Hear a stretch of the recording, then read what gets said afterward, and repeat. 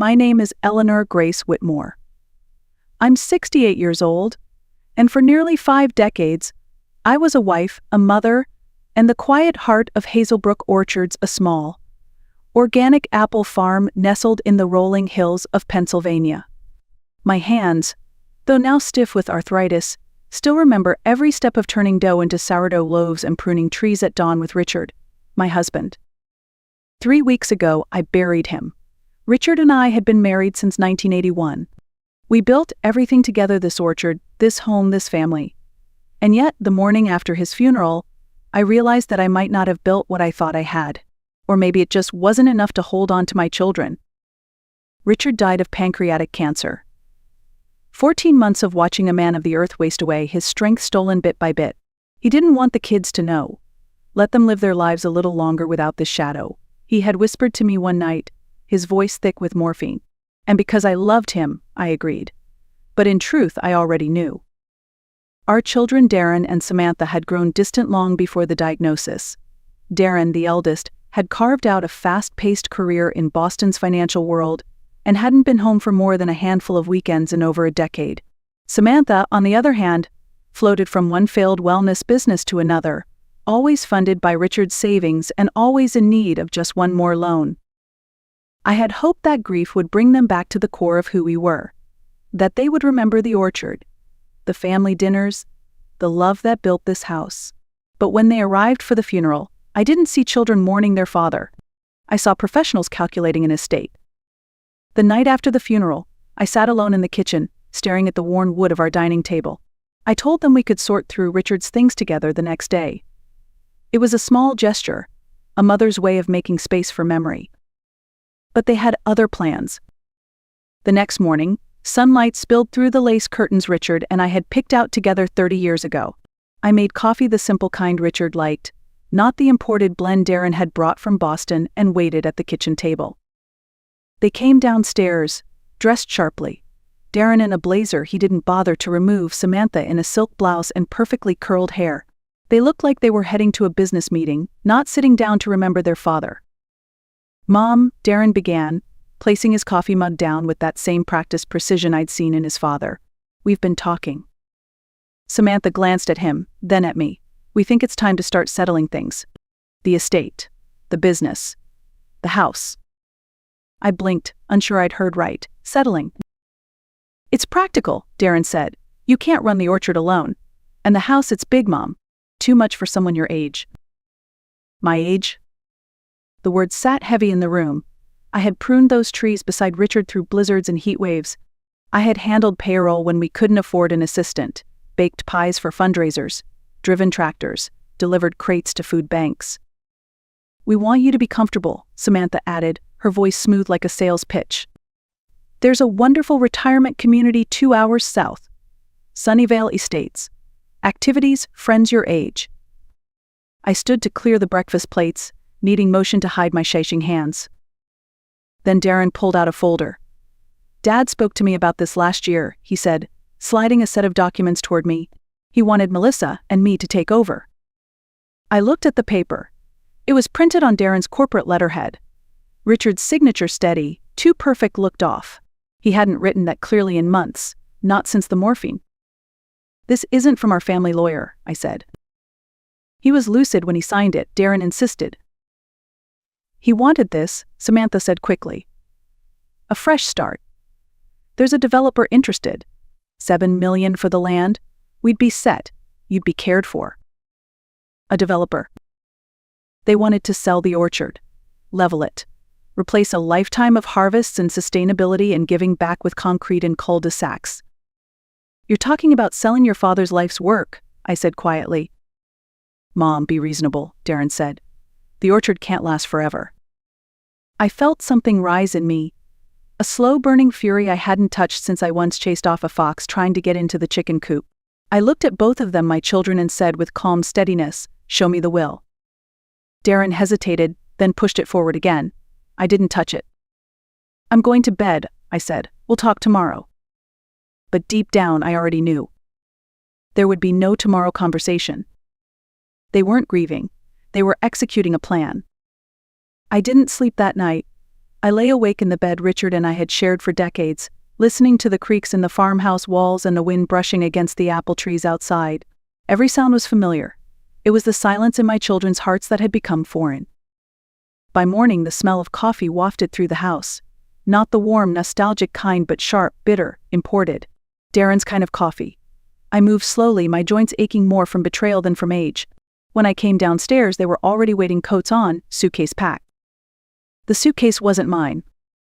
"We packed some essentials for you," Samantha said brightly. "We thought we could drive you to Sunnyvale today. Just to look. You don't have to decide yet." "I'm not going to a retirement community," I said, pouring myself a cup. Darren checked his watch. "Mom, be reasonable. The paperwork is done. We close with the developers next week. You can't stay here."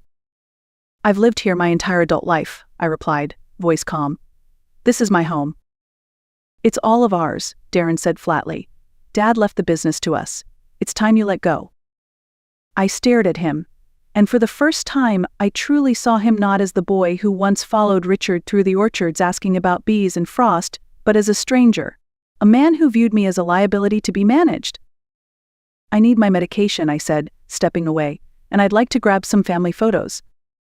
Samantha nodded, visibly relieved. "Take whatever personal items you want, we'll ship the rest." Upstairs I didn't cry. I gathered my pills, but also something they didn't know existed. Behind a panel in the medicine cabinet installed back in the 80s, when Richard worried about burglars, I retrieved my passport and birth certificate. In the closet, I reached behind his old flannel shirts and pulled out a small, fireproof box. It was heavy. It held something more powerful than sentiment, a deed. The original deed to 20 acres of land, purchased in my maiden name before marriage. Land with water rights. Land essential to any future development. When I returned downstairs, my purse was heavier, but my heart lighter. "Ready?" Darren asked. "Sure," I said, allowing Samantha to take my arm. I let them believe I was defeated. We drove past the fields just beginning to bloom.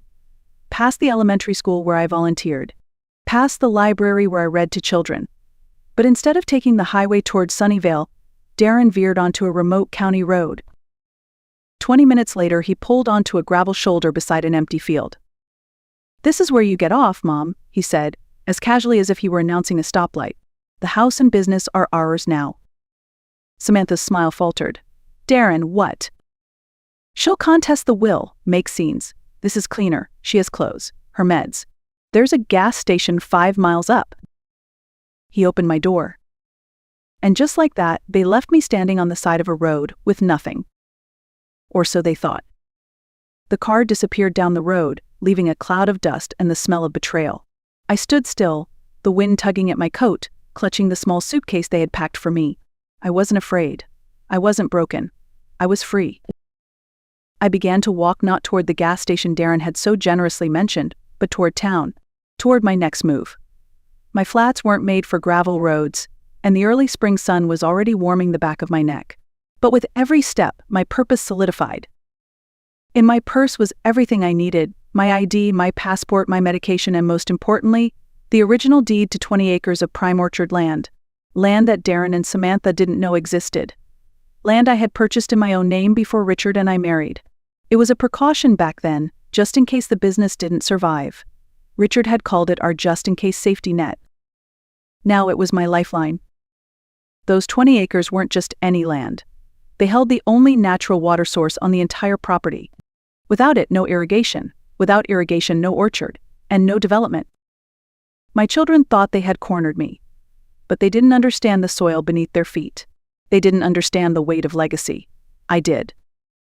After nearly 2 hours of walking, my feet were blistered and aching. But I reached the edge of Hazel Brook, and the familiar sight of Miller's Gas and Grocery. It was small, old-fashioned, and unchanged. A place where people still called each other by name and paid in cash. I sat on the bench outside and watched the cars come and go. I didn't look like much, just a tired old woman with a suitcase. But I had something far more powerful than they ever would, the truth. Ray Miller stepped out from behind the counter, wiping his hands on his apron. He'd known me for over 30 years. "Mrs. Whitmore," he said, his brow furrowing. "You all right? You look a little pale?" "Just resting, Ray." "Been a long day," I said. He looked at the suitcase beside me, then back at me with concern. Real sorry about Richard. He was a good man. Yes, I nodded. Yes, he was. He hesitated, then asked gently, you need to use the phone. If it's not too much trouble. He led me inside, past the shelves of canned peaches and discount cereal, to a small office in the back. I dialed the number from memory, our family lawyer, Harold Jennings. Naomi? He answered on the first ring, surprised. I've been trying to reach you. I expected you at the will reading. My grip tightened on the receiver. What reading? There was a pause. Darren presented a will. I had concerns. It didn't match the file your husband and I updated last year. I need your help, I said, my voice clear. And your discretion. You have both. My office. 1 hour. I hung up and turned to Ray. Do you sell prepaid phones? He nodded. A few. Want one? Yes, and a bottle of water. He refused to take my money. On the house, Mrs. Whitmore. You need anything else, you just say the word. His kindness nearly undid me. But I didn't cry when I buried Richard, and I wouldn't cry now. I had work to do. And I wasn't finished yet. Harold Jennings' office was on the second floor of an old Victorian house on Main Street, just across from the town library. He'd been our lawyer for over 30 years. Harold was the kind of man who wore sweater vests without irony and still believed in handshakes. His secretary, Helen, gasped softly when she saw me. Mrs. Whitmore, Mr. Jennings is expecting you. Would you like a glass of water? Coffee? I'm fine, thank you, I said. Harold met me at the door to his office. He hadn't aged much since Richard's last visit, just a bit more stooped, perhaps, but his eyes were sharp, alert. Naomi, he said, not leading me to the desk, but instead to a pair of leather chairs beside the window. He sat across from me, his expression serious. Tell me everything. So I did. I told him about the funeral, the fake will, the boardroom-like discussion in our kitchen, the drive, the roadside abandonment, every detail. He didn't interrupt. He just listened, occasionally nodding, his face growing darker by the minute. When I finished, I reached into my purse and removed the fireproof box. From it, I pulled the original deed to the 20 acres, the land Richard and I had quietly set aside decades ago, in my name. Harold examined the document with a reverent sort of silence. This is gold, Naomi. This isn't just land. This is leverage. With the water rights and the zoning, the developer can't touch anything without this. I know. He leaned back, tapping the edge of the deed thoughtfully. The will Darren submitted, it's a forgery. I had my suspicions when I saw the signature. It was too clean, too smooth for a man under hospice care. I knew it wasn't Richard's. We'll challenge it, Harold said, but that takes time. Meanwhile, we use this. He held up the deed. You still have legal ownership of the most critical piece of the land. They can't move forward with the sale without your consent. I want my home back, I said quietly, and I want them to understand what they've done. Harold nodded. Then we'll make them understand. First, I'll draft a letter to the developer. They need to be made aware that the property is not what they were promised. Will they back out? If they're smart, they will. Developers don't like lawsuits, and they certainly don't like incomplete land rights. He stood suddenly purposeful. I also know a judge in district court. We can get a motion filed to freeze the sale until the matter is resolved. I looked out the window, across the street where a young couple was walking hand in hand, unaware of the quiet storm beginning in this small office. I don't want revenge, Harold, I said, more to myself than to him. I want truth. And peace. You'll have both, he promised, starting now. By noon the next day, Harold had filed an emergency injunction to freeze any transfer of ownership related to Hazelbrook Orchards. A courier delivered the legal notice to the development firm Darren and Samantha had been dealing with. Within hours, the deal was suspended. The developer, faced with unexpected legal complications and the revelation that a key portion of the land, containing the only natural water source, was owned separately and undisclosed, began to backpedal. Their lawyers reached out to Harold with urgent requests for clarification. I told them the truth, Harold said as we sat in his office reviewing documents. The land is incomplete. The water rights are not transferable. And more importantly, your children do not have the authority they claim. That evening, I received a text message from Samantha. It was the first time she'd reached out since they left me on the roadside. Mom, please call me. We need to talk. Darren's freaking out. We didn't know about that other land. Can we just fix this? Fix this. I stared at the words on my prepaid phone. There was no apology. No recognition of what they'd done. Just panic now that the money was slipping through their fingers. I didn't reply. Later that night, Darren called Harold directly, demanding explanations, trying to reassert control. But Harold calmly informed him that all matters would now go through legal channels. They're realizing, Harold said, that they miscalculated. Badly.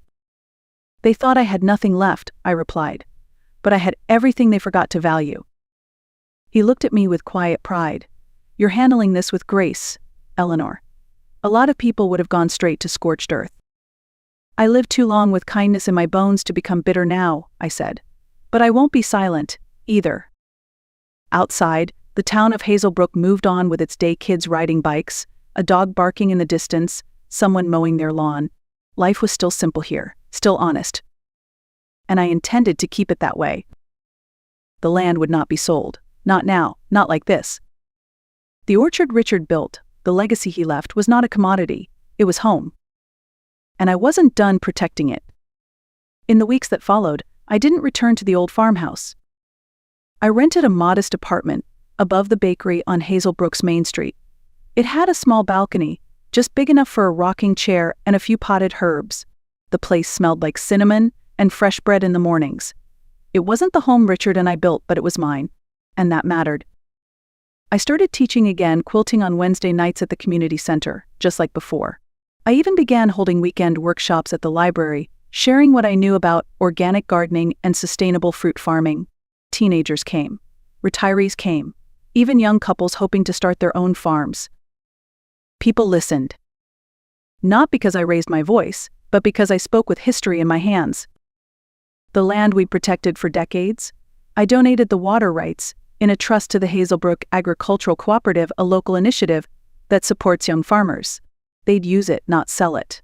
They'd care for the trees like Richard had. That was the future I wanted. Darren and Samantha kept their distance. I heard whispers that the developer pulled out entirely, that the fake will had been formally challenged and frozen, that their reputations had taken a hit in their respective cities. But I didn't gloat.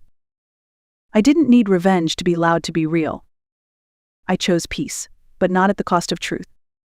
The orchard remained untouched, blooming, as always, in spring, and every time I passed by it on my walks, I smiled not with bitterness, but with the quiet strength of a woman who had reclaimed not just her land, but her voice.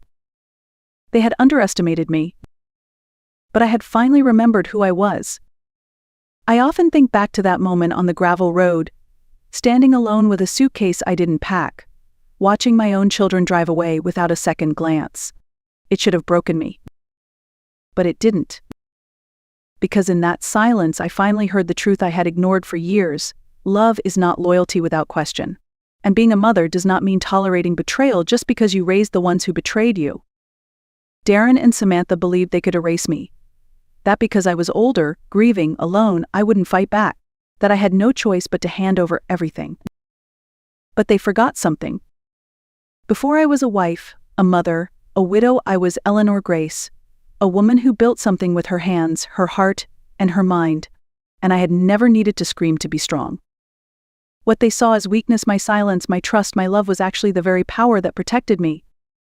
If you're listening to this and you've ever been cast aside, underestimated, or treated like a footnote in your own life, I want you to hear this. Your strength isn't in how loud you fight.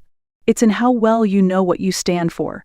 And when you stand your ground, even quietly, it echoes louder than any betrayal. My orchard still stands. My name is still on the deed. And my life, it's mine again. So to anyone who's ever been told this is where you get off, I say walk if you must.